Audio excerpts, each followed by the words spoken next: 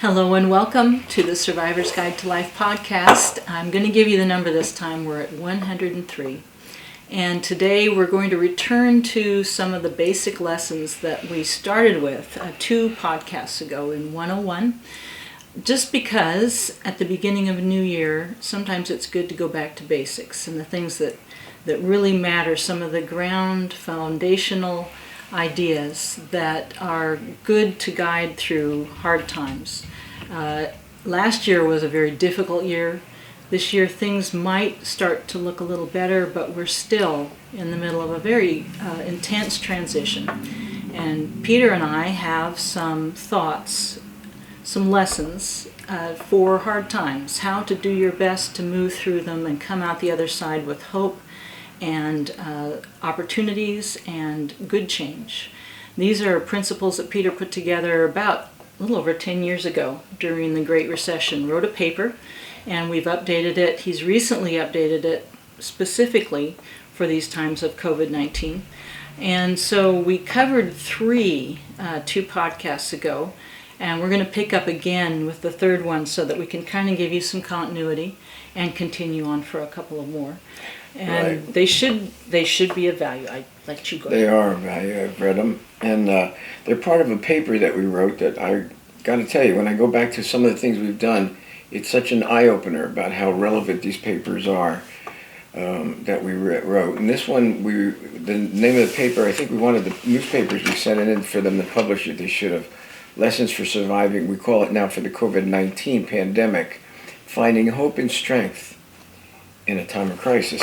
And you know what? That's what I want to convey today, without being insensitive to the depth and the devastation that this particular crisis has wreaked on all of us. We've been fortunate here at the Institute. We have. Nobody has had the COVID-19 virus here, and we see lots of people, but we screen them very well. But still, none of us have had it, thank God. And in fact, we've all been cleared now and for the inoculations. Total paranoia or fear about it, I'll be honest with you. But at the same time, it was such a relief to get the vaccination. It really was. And everybody, I saw how happy they were. One of our people at work here, she was so happy was going to get her shot yesterday.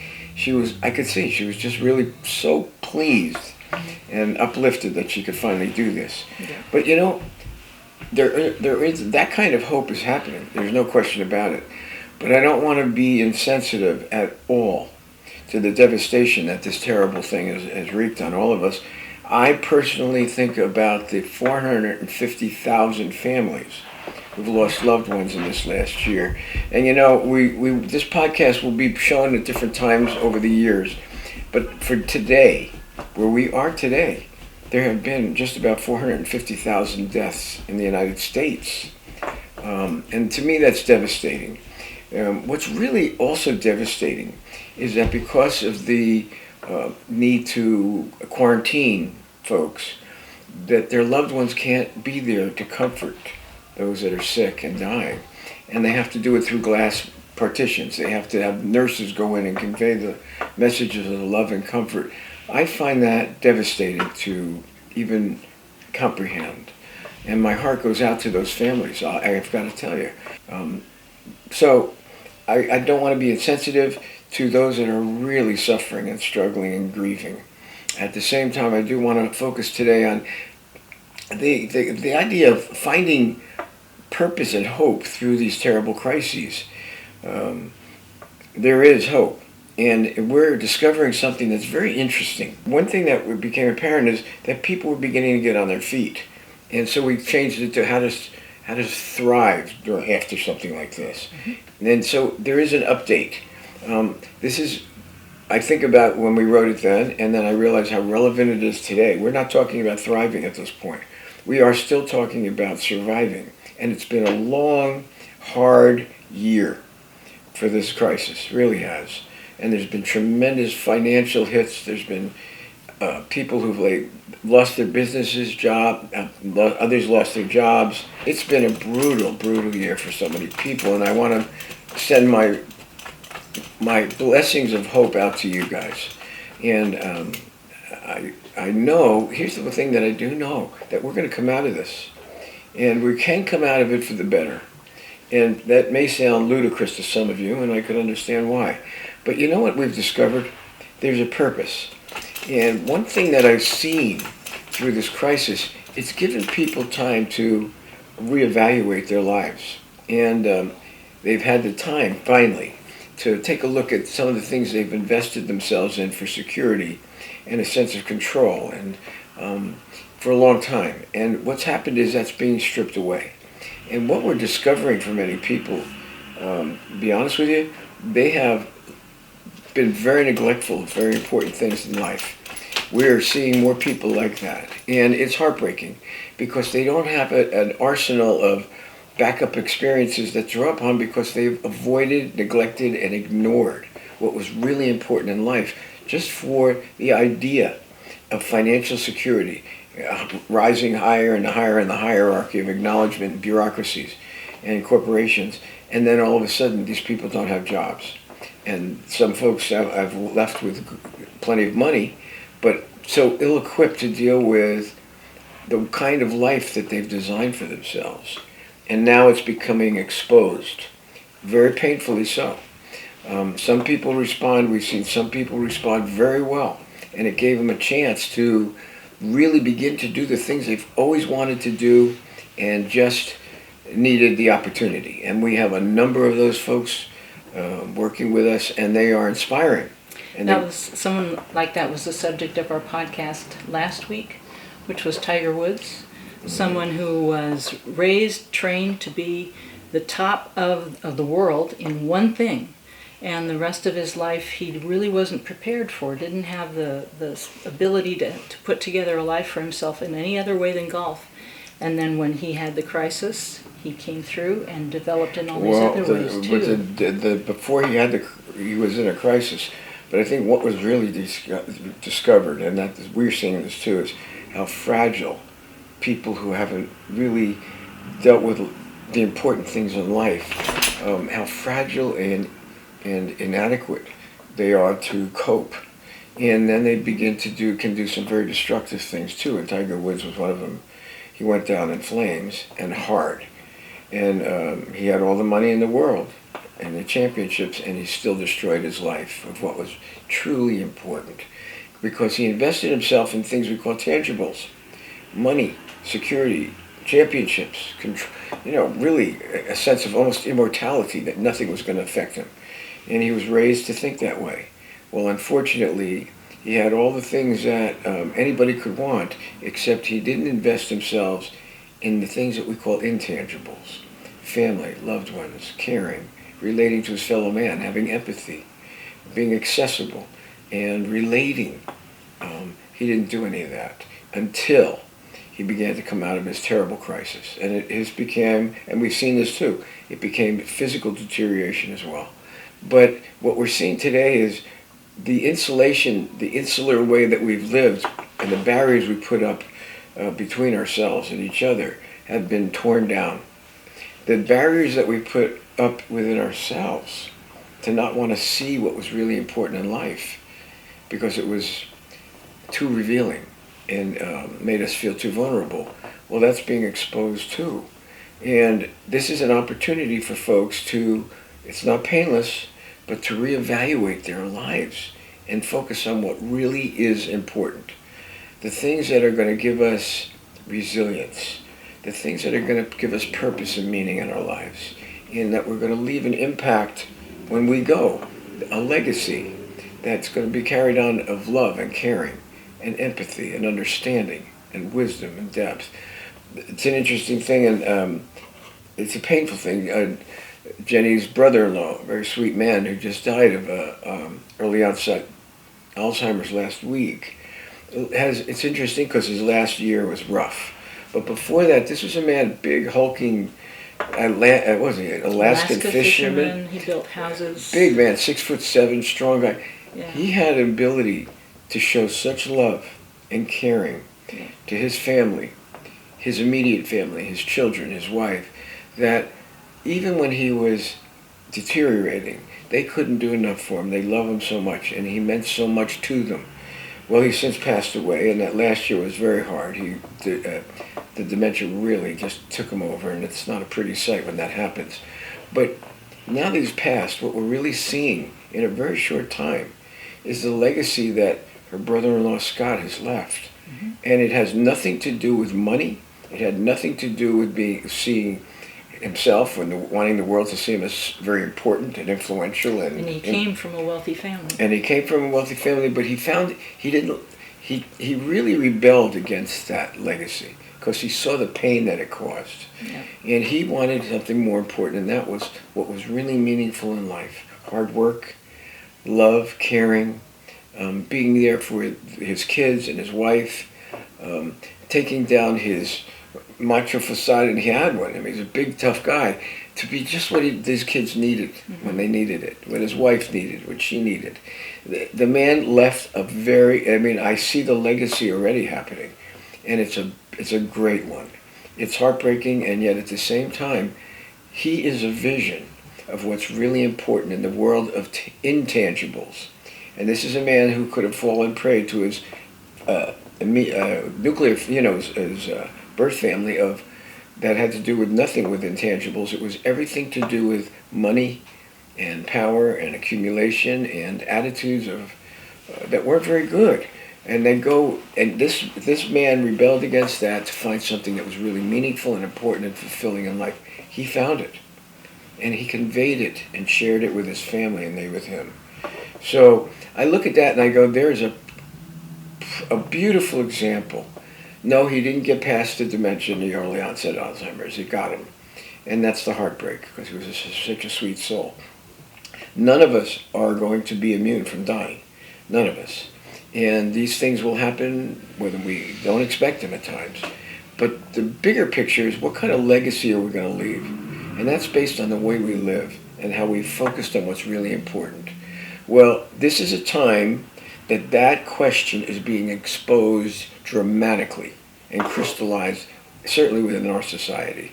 And there are so many of us that what we thought would give us a sense of almost immortality, a sense of importance, a sense of security and control, well, that's been blown out of the water by this crisis, because we couldn't fix it. This is the kind of thing when, even if you're a good-hearted soul and a caregiver like we are, what we're thrown up against is, no matter what tools we have, we don't have enough to stop certain things in life that we have no control over. Now, that's a very painful confrontation for caregivers of all kinds, but it's also an eye-opener to what you begin to focus on what's really important. It makes you a more truthful, honest, vulnerable human being, and you'll wind up relating to your fellow man with a much more empathetic and caring heart and a sharing heart. That's the difference between the emphasis on tangibles versus the intangibles. Yes. And if I see in our work, I'm seeing it intensely, and it's heartbreaking to see certain people who are absolutely unprepared, and they've made an emphasis on the wrong things, and now they're realizing their lives aren't as good as they thought they were. Relationships have disintegrated because they didn't put the energy and effort into it, and they're really ill-equipped to deal with change. Well, the value of this crisis is, it's going to make you face yourself, and this is your opportunity, although painful, to take the message about changing, reevaluating, focusing on what's really important in this life. So Jenny wanted to go over more of the questions, the steps that we wrote about in some papers we had published more than 10 years ago now, and they're very relevant today. And Sure. Because anybody can get this and ask for it if they want. If you would like this, please let me know. It's a little booklet that Steve, our producer, put together, and it's each page has one of the 10 lessons on it. This is the one, if you can see it at all. Last time, the first one is slow down. The idea that you just have to take one day, maybe even just 1 hour at a time when things are very difficult. Sure. The next was to refuse to take on the spirit of fear. Mm-hmm. Usually when things are critical, chaotic, difficult, panic starts to build. And decisions, actions taken in panic mode are not going to be the best choice. They're not. They're No. not going to be constructive. That's right. The third one that we started to talk about last time was to deal with reality, to truly do know what the facts are of the situation that you're in, the things that are happening, but still remember that facts aren't the complete picture of you and your life. There are other things that matter as well. And Peter was just really talking about this clearly, about the tangibles versus the intangibles. That's right. And I think that if we talk to people that really emphasize financial security and all of that, they would look at us and go, "What do you mean facts? They are the whole story," and it's not. We've discovered that more times than not, that once you evaluate, and we're not telling people to bury their head in the sand and pretend and deny what's going on. You do have to face some of these things that are happening. I mean, the realities of your finances, the realities of your life, your health, your well-being, your family, what's going on in the communities, in the world. You can't deny it, and it's painful. It's not a time that gives these are not times that give people tremendous comfort. But through it all, what's really interesting is that it's not the whole story. Because if it were, we would be freaking out with paranoia, and I know people do, and panicked and getting worried and anticipating a terrible future. And that would be a mistake. That's the emotions that cause and contaminate the perspective. And we all have emotions. After you get to a certain point, you've got to know there's more to life. And there's things that are much more important than just the tangibles. And that's very important. And when you look at it beyond fear, you begin to see that there's other things, the intangibles, that are very, very potent and important. That's where your resilience will come from. That's where you develop a sense of purpose about who you are, and also discover an empathy for your fellow man. There's no question about it. And the selflessness and caring begins to develop. Remember the story of Scrooge on Christmas? And what he was like, how cheap he was and stingy and created pain and hurt through selfishness and greed. Well, it's a good story because we've seen people that live like him. And the beautiful part of that story is he did have to look and feel the repercussions of what he did. And there were consequences, and it was painful, horrifying. The pain his selfishness caused and the greed was terrible. And yet, through his journey in the story, he begins to discover his own humanity. And it's a beautiful story. It really is. Classic, beautiful story. Classic. Yes. And we have seen more people, when you really look at it, they're Scrooges. And they are having to look at the damage that they've caused. They have to realize that what they emphasized wasn't what was great and wonderful. At the end of that story, he becomes a very loving, charitable, caring human being. And I don't think in that story he ever looked back with regret and remorse anymore about being loving, caring, generous, and making up as much as he could for the damage that he had done. It was a beautiful story. I really encourage other people to realize that too. There's going to be good that comes out of it, but you are going to have to look at and reevaluate your life, and it may be very painful when certain things are revealed. There are other people that are going to discover something else, though, that they are good people, and maybe they didn't emphasize the tangibles as much, and the 401ks, and rising up the chain of importance on the job, and they really did emphasize caring and loving for their loved ones, their families, their fellow man. This is going to be time that those people, even though they feel the same pain as anybody else, will shine, because they have the resilience. They have the precious gold of the heart and soul that's going to carry them through these very difficult times. And they'll come out for the better. And that's the message we want to convey today. You can come out of this for the better. We do have the precious gold of caring for others and reaping certain rewards that aren't tangible. But when when we work with people and we see them come out of it for the better, with hope and renewal, and face the difficulties with a completely different perspective, that fulfills us to keep us going. I just want to make sure this message is hopeful but not insensitive. Yes, we don't want to have it be that. And as a further offering toward some hope and some moving forward, want to make sure you know that you could get a copy of our little booklet, The Survivor's Guide to Life, or also the paper that Peter was referring It's a to. good paper.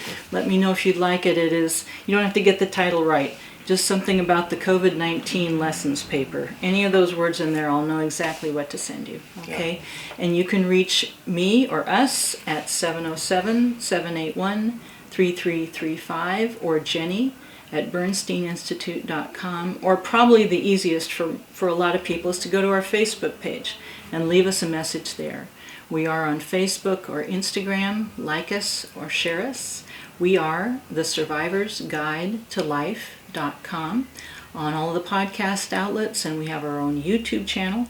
We are sponsored by Sonoma Coast Trauma Treatment, sctraumatreatment.org, which is a 501c3 public charity, and we would appreciate if you would think about supporting them because they support us.